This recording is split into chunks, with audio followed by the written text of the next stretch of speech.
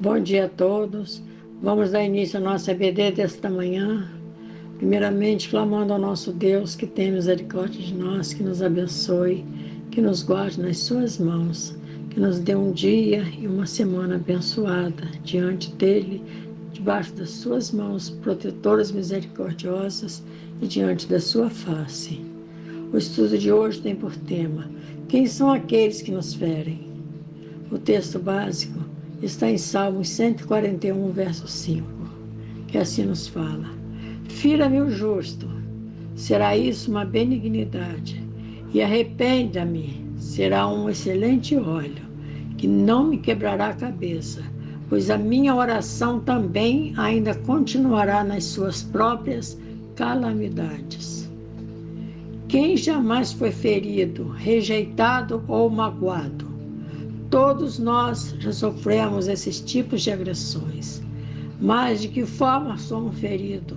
Por justos ou por hipócritas? Quem sabe essa agressão veio de um irmão em Cristo ou de um familiar? Terá vindo de um justo? Terá esse ferimento caído sobre nós como sendo um excelente óleo? Vamos responder os nossos agressores com a palavra. Sempre que somos feridos, pensamos, fui injustiçado. E perguntamos, qual será a razão de me ferirem?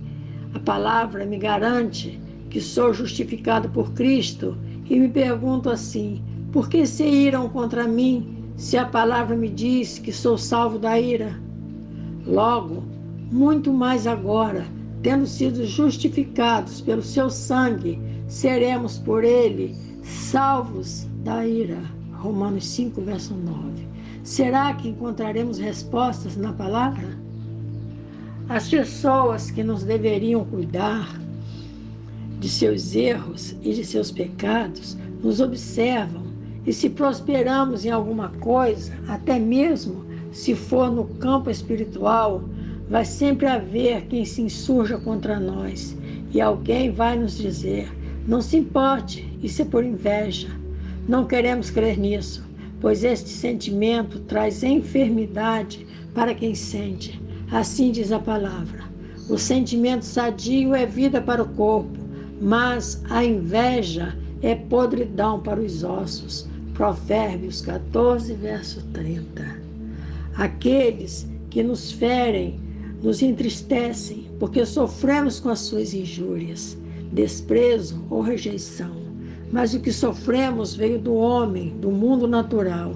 E ele fala daquilo que está dentro do coração. Pior é o sofrimento que está destinado a estes caluniosos e invejosos, porque esses vêm de Deus. E foi isso que Jesus disse. Porque do interior do coração dos homens saem os maus pensamentos, os adultérios, as fornicações, os homicídios, os furtos, a avareza, as maldades, o engano, a dissolução, a inveja, a blasfêmia, a soberba, a loucura. Marcos 21, 7, versos 21 e 22. Os sentimentos mostram o nosso caráter e sabemos de onde vêm esses sentimentos. Se são sentimentos que não edificam, são nocivos e por isso vindos de Satanás. Falam que são palavras vindas do Senhor, mas muitos são aqueles que estão afastados do Senhor por ter sido injuriado e por ter recebido uma palavra má e por ter sido magoado por agentes de sua própria denominação. Se não vemos justiça naqueles que nos ferem, como será receber o que nos fizeram como sendo um excelente óleo? Quando recebemos uma palavra que nos fere e sabemos que não há justiça naquelas palavras, mas sabemos que aqueles sentimentos que nos feriu foi provocado por um sentimento de desgosto, de pesar, talvez por entender que este alguém seja mais espiritual do que ele, e isso leva o invejoso a desejar intensamente a queda daquele que o incomoda. De tudo fará para que isso aconteça. Estes que se julgam no direito de determinar a forma como devemos caminhar com Cristo, querendo que caminhemos como eles caminham, buscam erros em nós. A nossa vida, o nosso caminhar com Jesus incomoda. Isso não é andar segundo a vontade de Deus, mas segundo a vontade do diabo. O que fazemos incomoda, mas a palavra, prevendo isso, nos diz: porque ainda sois carnais, pois havendo entre vós inveja, contendas e dissensões, não sois porventura carnais e não andais segundo os homens? 1 Coríntios 3, verso 3. O que buscam é tirar a nossa paz, mas nós sabemos que estes tais têm aparências de cristão, mas ainda são carnais. E se tentam tirar a nossa paz, é porque a deles já se foi. Muitas vezes, a nossa enfermidade espiritual é desenvolvida por esses sentimentos, não que os sentimos, mas pelo que eles nos trazem. Se não for algo que venha com justiça, não será como óleo fresco sobre nossa cabeça. É algo que nos tira da graça e nos impede de fazermos o nosso trabalho como tem que ser feito. Nos tira da graça ao sabermos que tais sentimentos vêm daqueles que vivem na sombra. Observe um animal peçonhento ou até mesmo um inseto. Eles trazem dentro de si o veneno que não são percebidos, mas que ferem e até mata. Estes insetos e animais não sentem o veneno ou o vírus que trazem, só os espalha. E estão sempre buscando alguém que possa receber o mal, que trazem sentimentos ocultos na sombra, dentro do coração do ser humano. Veneno que vai sendo destilado aos poucos. E se não tivermos vigilantes, seremos mordidos por veneno de áspide soverá, língua de víbora o matará. Jó 20, verso 16.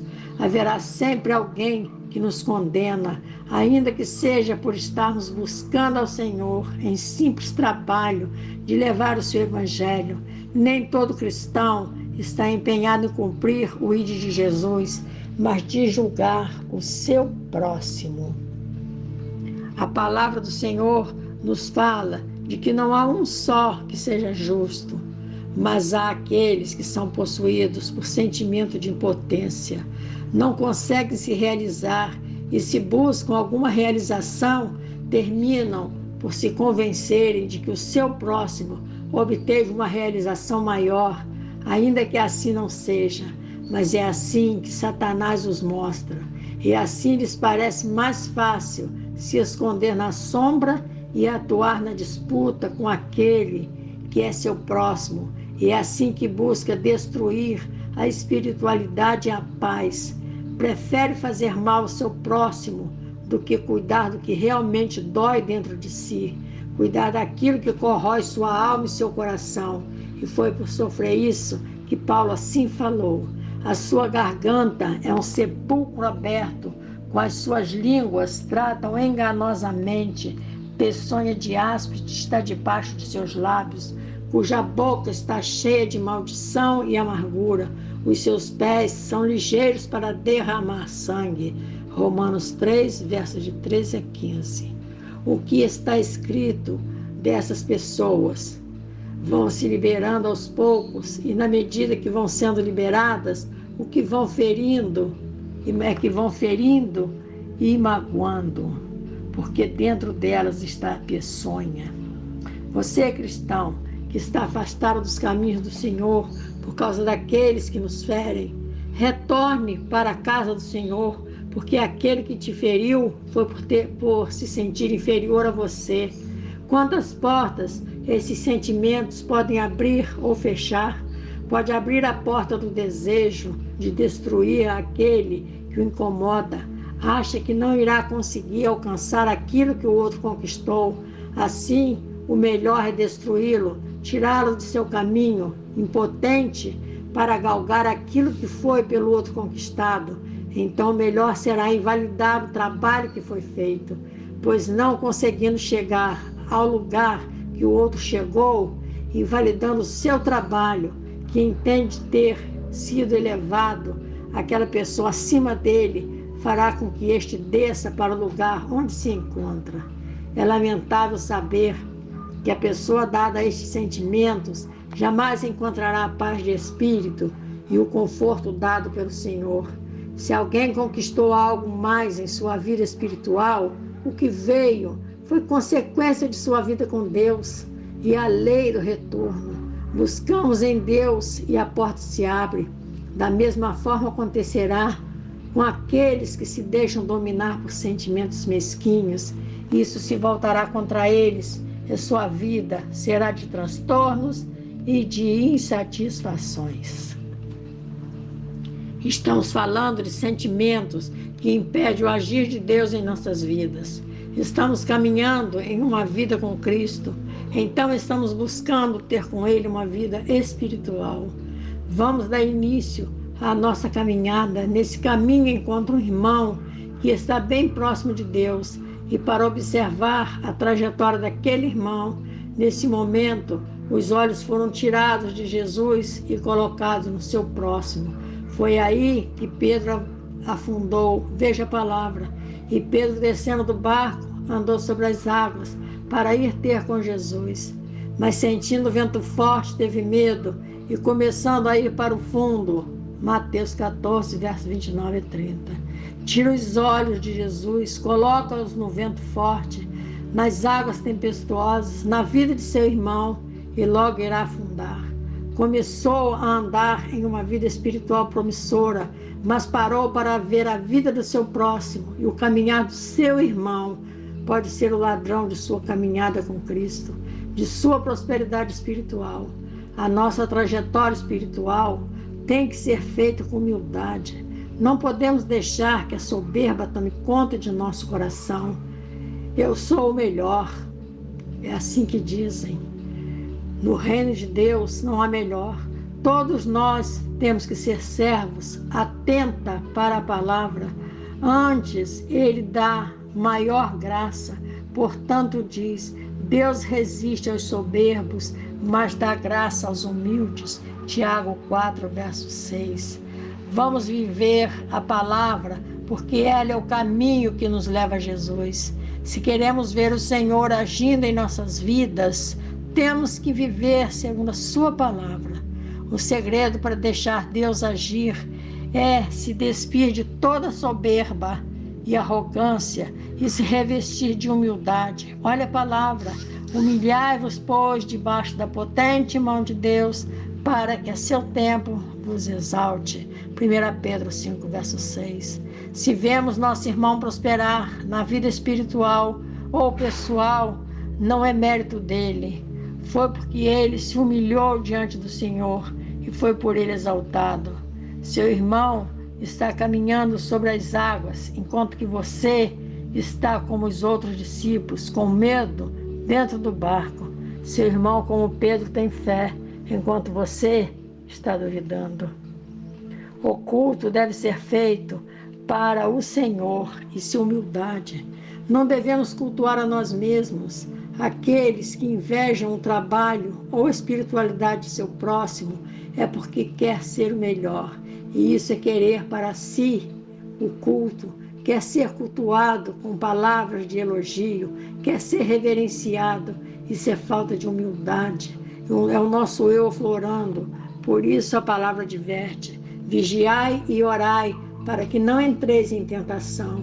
Na verdade, o espírito está pronto, mas a carne é fraca. Mateus 26, 41. Essa palavra não pode ser deixada de lado.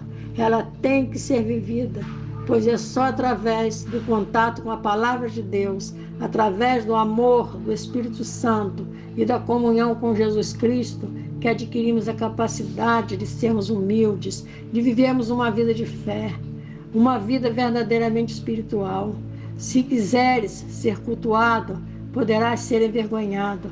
E foi por isso que Jesus disse aos convidados uma parábola, reparando como escolhiam os primeiros assentos, dizendo-lhes: quando por alguém fores convidado às bodas, não te assentes no primeiro lugar. Não aconteça que esteja convidado outro mais digno do que tu, e vindo o que te convidou a ti e a ele te diga: dá o lugar a este, e então com vergonha tenhas de tomar o derradeiro lugar. Mas quando fores convidado, vai e assenta-te no derradeiro lugar, para que quando vier o que te convidou te diga: amigo, sobe mais para cima, então terás honra diante dos que estiverem contigo à mesa. Porquanto qualquer que a si mesmo se exaltar, será humilhado, e aquele que a si mesmo se humilhar, será exaltado. Lucas 14, versos 7 a 11. A palavra continua dizendo: a soberba do teu coração te enganou. Obadias 1, verso 3. O querer ser melhor do que seu irmão pode te mostrar um caminho errado, e isso é soberba. Não devemos buscar cultos para nós, pois temos que prestar culto e não sermos cultuados. Sabemos que por mais que não nos sintamos valorizados ou amados, devemos lembrar que o amor do nosso Pai e sua graça irá sempre nos alcançar. Só Jesus é que pode reconhecer ou julgar o nosso trabalho. Não permita que seu próximo julgue. Falo desses sentimentos para evitar ver que eles se aninhem no coração do povo de Deus, pois são sentimentos que sabemos de onde vêm. E em alguns casos, são sentimentos que podem se tornar uma arma perigosa, visto que o indivíduo, por achar que o irmão é mais espiritual do que ele, pode entrar em disputa contra aquele que ele pensa ser melhor e poderá achar que esse irmão deve ser ovelha entregue à morte. A palavra fala, como está escrito: por amor de ti somos entregues à morte todo dia, somos reputados como ovelhas para o matadouro. Romanos 8,36. E isso só porque aquele dotado de sentimento maligno, entendendo que o irmão tem mais amor a Deus do que ele, porque nos colocamos à disposição do Senhor, procurando fazer a sua obra com amor, sermos humildes e obedientes perante Ele, prestamos culto ao Senhor. Tudo isso fazemos por amor ao Pai, ao Filho e ao Espírito Santo. Responda a essa pergunta para você mesmo. Você já foi ofendido dentro da igreja? Não? Ótimo! Então, este estudo para você foi uma perda de tempo e de nada valeu ter participado dele. Mas se já foi, como foi que lidou com essa ofensa? Não foi uma agressão física nem moral, foi uma agressão espiritual. Só nós cristãos é que conhecemos esse tipo de agressão. O ímpio não conhece. O ímpio, quando ofendido, já sabemos de qual será sua reação. Certamente que é a vingança. Mas o que é a vingança? Há um provérbio alemão que diz: a vingança não fica muito tempo sem ser vingada. Assim, qual deve ser a nossa reação? Não nos será benéfico que concentremos as nossas energias com pensamentos de como devemos punir aquele que nos ofendeu. Mas então, como agir? Simplesmente ignorar? A palavra fala alguma coisa sobre isso? Fala sim. E nos ensina de que não podemos abrigar dentro de nosso coração sentimentos de ódio, rancor ou mágoa. Se abrigarmos esses sentimentos, a pessoa que nos agrediu vai alcançar o seu objetivo, pois esses sentimentos irão destruir a nossa espiritualidade, a nossa fé, pode nos levar ao esfriamento e ao afastamento da casa do Senhor. A palavra fala sobre isso. Não odiarás o teu irmão no teu coração, não deixarás de repreender o teu próximo, e por causa dele não sofrerás pecado. Não te vingarás, nem guardarás ira contra os filhos do teu povo, mas amarás o teu próximo como a ti mesmo. Eu sou o Senhor. Levítico 19, verso 17 e 18. Esse é um caminho utilizado por Satanás. Pode destruir a comunhão do povo de Deus com ele e de uns com os outros irmãos em Cristo. O primeiro e o segundo mandamento que Jesus deixou foi: Jesus disse-lhe: amarás o Senhor teu Deus de todo o teu coração e de toda a tua alma, de todo o seu pensamento. Este é o primeiro e grande mandamento. E o segundo, semelhante a este, é: amarás o teu próximo como a ti mesmo. Destes dois mandamentos dependem toda a lei e os profetas. Mateus 22, verso 37 ao 40.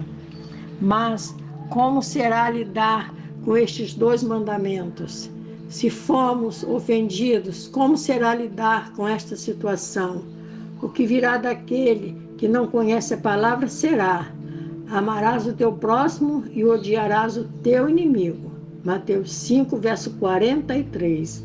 Mas no verso seguinte, Jesus disse: eu, porém, vos digo, amai a vossos inimigos, bendizei os que vos maldizem, fazei bem aos que vos odeiam, e orai pelos que vos maltratam e vos perseguem, para que sejais filhos do vosso Pai que está nos céus. Mateus 5, verso 44. Assim disse Jesus: mas e a nossa natureza humana? O que nos fala? O que diz? O mundo ou o que disse Jesus? Sabemos que é mais usual seguir Mateus 5, verso 43. A palavra tem mais a nos falar sobre isso? Vejamos. A prudência do homem faz reter a sua ira, e é glória sua o passar por cima da transgressão. Provérbios 19, verso 11. Mas não somos hipócritas, e por isso a palavra continua a nos falar. Portanto, se o teu inimigo tiver fome, dá-lhe de comer, se tiver sede, dá-lhe de beber, porque fazendo isso, amontoarás brasas de fogo sobre a tua cabeça. Não te deixes vencer do mal, mas vence o mal com o bem. Romanos 12, verso 20 e 21. Falamos que temos o amor de Cristo, mas como é que reagimos quando somos ou achamos que fomos injustiçados? Sabemos que não nos é lícito usar de vingança, mas também não devemos simplesmente ignorar. Orar contra aquela pessoa, jamais. Ter ela como um irmão, entendo que também a palavra nos fala sobre isso, de que não devemos agir por nós, mas devemos procurar a autoridade, porque os magistrados não são terror para as boas obras, mas para as más. Romanos 13, verso 3. No templo, no meio da igreja, a autoridade é o pastor, porque ele é ministro de Deus para teu bem. Mas se fizeres o mal, teme, pois não traz debalde a espada, porque é ministro de Deus e vingador para castigar o que faz o mal. Romanos 13, verso 4. Vingança é procurar a justiça, e se não temos a resposta do pastor, vamos buscar a justiça de Deus, como fez Davi ao escrever o seu primeiro salmo: o Senhor, digno de louvor, invocarei e de meus inimigos ficarei livres. Isso está lá em 2 Samuel 22, verso 4. Estes que nos agridem, que contestam o nosso trabalho e nossa espiritualidade, não estão com Cristo. O que querem é tirar o nosso ânimo e minar a nossa fé, é tirar a nossa tranquilidade, pois se for no louvor, perdemos o ânimo de louvar. Se na oração, nos afastamos de Deus e não conseguimos orar. Enfim, eles estarão sempre buscando nos afastar de nosso ministério, colocando em dúvida aquilo que fazemos. E um dia Paulo falou, quando escrevia a Timóteo, que não desse ouvidos a este tipo de pessoas e que conservasse sua fé. E veja o que foi que disse: conservando a fé e a boa consciência, a qual alguns, rejeitando, fizeram naufrágio na fé, e entre estes foram Himeneu e Alexandre, os quais entreguei a Satanás para que aprendam a não blasfemar. 1 Timóteo 1, verso 19 e 20. Todo aquele que procura tirar a nossa paz, que procura tirar de nós o chamado que Deus nos fez, são os Alexandres e Himeneus da vida, e a sua perseguição ao povo de Deus é blasfêmia. É importante sabermos que tudo o que Satanás quer é ver a igreja dividida pela vingança, pelo rancor, pela mágoa e até pelo ódio uns dos outros. Mas isso não nos convém. E para não cairmos nessa astuta cilada do diabo, é que temos que conhecer nossos irmãos e saber quem são eles. E não adianta passar as mãos sobre as suas cabeças, sobre a cabeça de ninguém, porque assim diz a palavra: filhinhos, ninguém vos engane. Quem pratica justiça é justo, assim como ele é justo. Quem comete o pecado é do diabo, porque o diabo peca desde o princípio. 1 João 3, versos 7 e 8. Isso nos leva a crer que essa pessoa não vai ficar impune, porque eu encontro a palavra me dizendo: não vos vingueis a vós mesmos, amados, mas dai lugar à ira, porque está escrito: minha é a vingança, eu recompensarei, diz o Senhor. Romanos 12, verso 19. Assim é que cada um de nós vai receber de Deus a recompensa daquilo que fizermos. Não vai ser segundo o nosso querer, mas segundo a vingança ou a recompensa do Senhor. E ao deixarmos os assuntos nas mãos de Deus, nós estaremos nos livrando de muita dor, raiva, violência e do pecado. Eu sei o que te vai ao coração. Estará falando em fazer oração contrária? Não, isso jamais. Estou falando de entregar ao Senhor sem ira e sem ódio, mas com humildade. Veja o que nos fala os Salmos: livra-me, ó Senhor, do homem mau, guarda-me do homem violento. Salmo 140, verso 1. Isso não é oração contrária, mas pedido de livramento. Levanta-te, Senhor, detém-no, derruba-o, livra minha alma do ímpio com a tua espada. Salmo 17, verso 13. Se quisermos caminhar sobre as águas, temos que escolher o caminho da paz. Se quisermos ser vitoriosos, vamos esquecer a espiritualidade de nosso irmão e vamos viver a nossa. Não busque caminhar na mesma estrada que caminha o seu irmão. Caminhe na mesma estrada que Jesus caminha e tudo lhe irá bem. Para que o inimigo não prevaleça sobre nós, é que devemos clamar ao Senhor para que em todo o tempo sejam alvas as tuas roupas e nunca falte o óleo sobre a tua cabeça. Eclesiastes 9, verso 8. Que Deus abençoe a todos, que tenhamos um bom dia. Amém, irmãos.